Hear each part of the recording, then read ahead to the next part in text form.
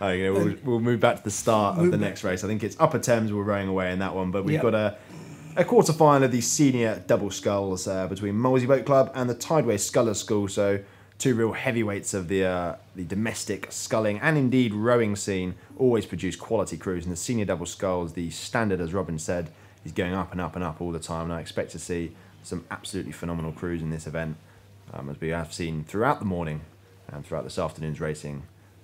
Just looking at the two crews, they're staying their lines pretty well. Not too much drama in terms of steering, although Molesey are having a good go at testing the umpire's patience, veering into the middle a little bit, but not really threatening the Scullers School crew. Be interesting to see as the crews come out of the shelter of Temple Island who's got the lead. It might just be Molesey Boat Club by a smidgen, but it's difficult to call it, isn't it, Robin? I can't call it from here. Well, it's probably because my eyes are too old, but they look very close to each other. In fact, I think if anything, Scullers might have an edge here. Yeah. And in fact, they have.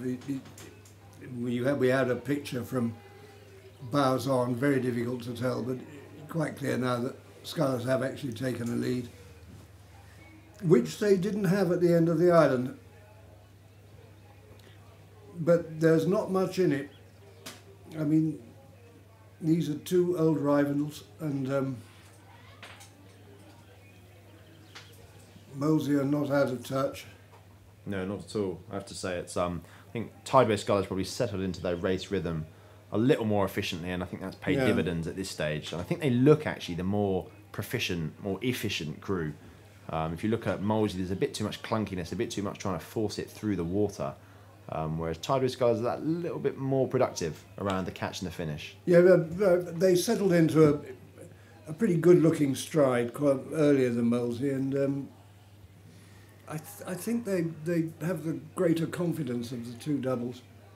Yeah, absolutely. I think, and as I was saying to Greg this morning, momentum is everything in sport, and if you can just get a little bit of boat speed, that tiny little margin over the other crew, and it just moves you away. And then when you're a length up, or you're 3/4 length up, and you're looking over, there's just that mindset that really pushes you on.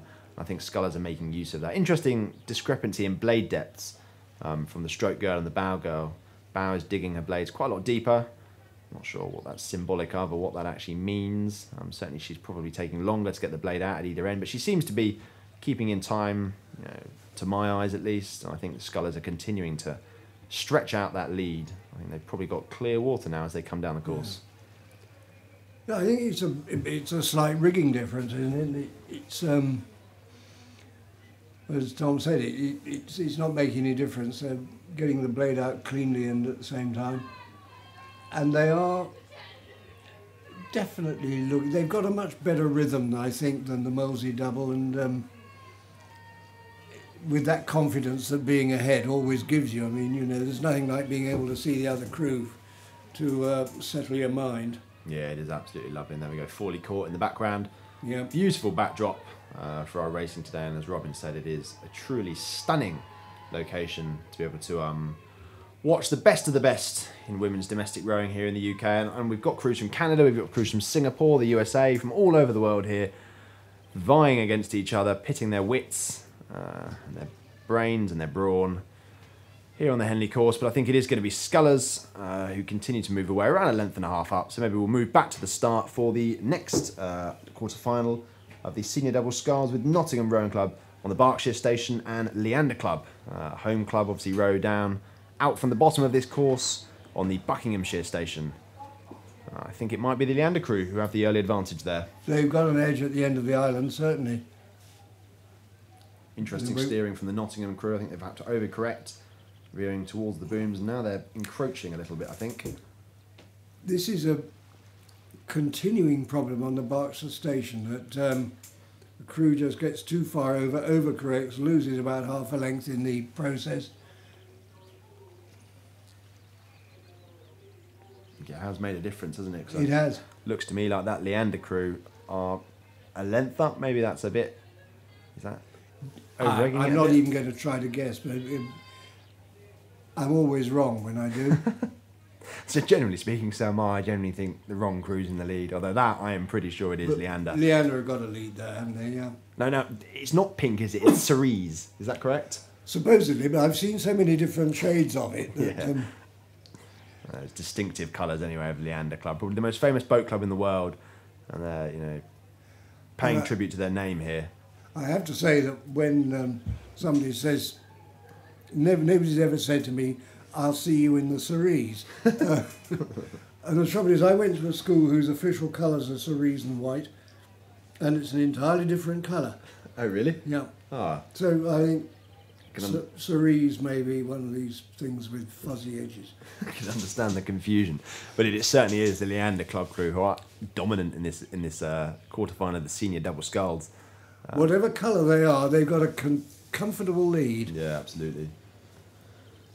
And of course, this is the senior double sculls, as I said, for the Rosie McLaughlin Trophy. Of course, she is a big wig at World Rowing, done a lot for GB Rowing, written several books on rowing, so yeah, a bit of a specialist, and it's sponsored by Tim and Sarah Lohman. So thank you very much for your continued support. Of course, thank you to all our sponsors today at the Henley Women's Regatta, and of course throughout the weekend. Without your support, the regatta would not be feasible. So we do thank you kindly for your continued involvement with the best of the best, as I say, of women's rowing in the UK. It really is. And this Leander Club crew are really showing their true colours, their speed, their form, putting all their winter training into practice, and they must have, that's 3 or 4 lengths at least, or the proverbial mile, as I like to say. Whatever their true colours are, of course, whether it's pink or cerise or whatever we call it.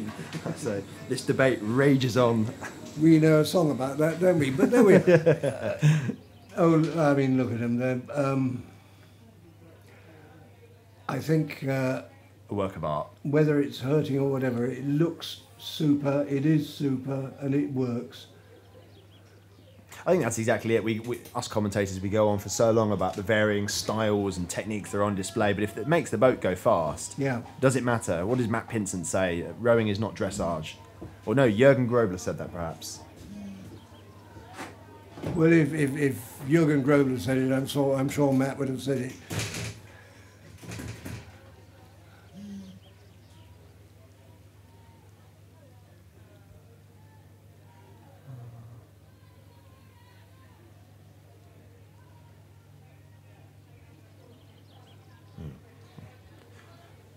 So that was Leander rowing away there in the senior double sculls. But coming down the course now, it's our next quarter-final.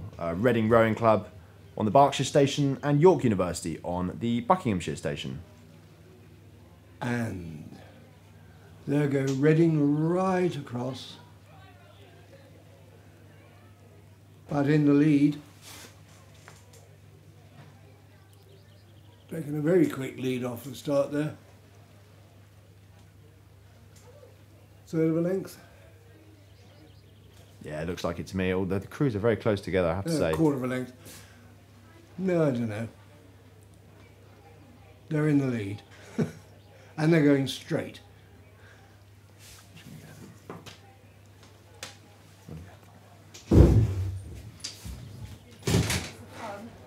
And going away from the island, Reading have taken lead of, what, 2/3 of a length. It seems to me they're just moving up a bit all the time. York University struggling to stay in touch here, but Reading certainly stretching out their lead with every stroke. They're very, very nearly a length ahead. In fact, I think they've just got the length,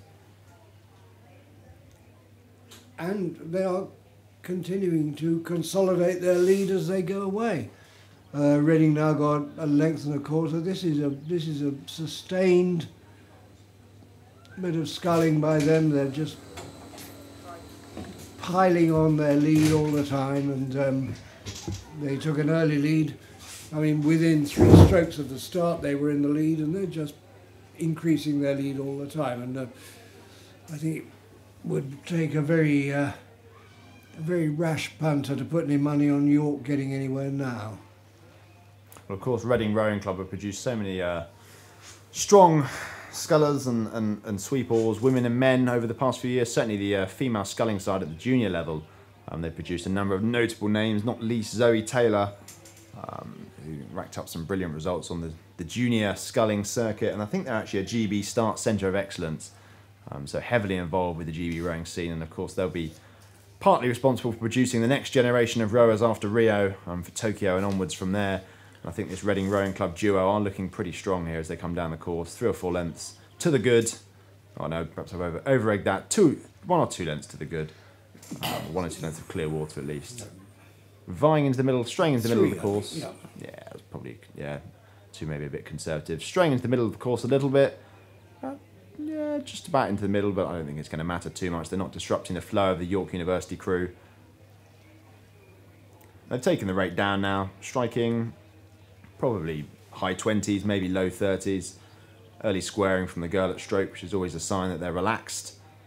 So I think that's going to be a win for Reading Rowing Club. So maybe we'll move back to the start for the next race, which is another heat.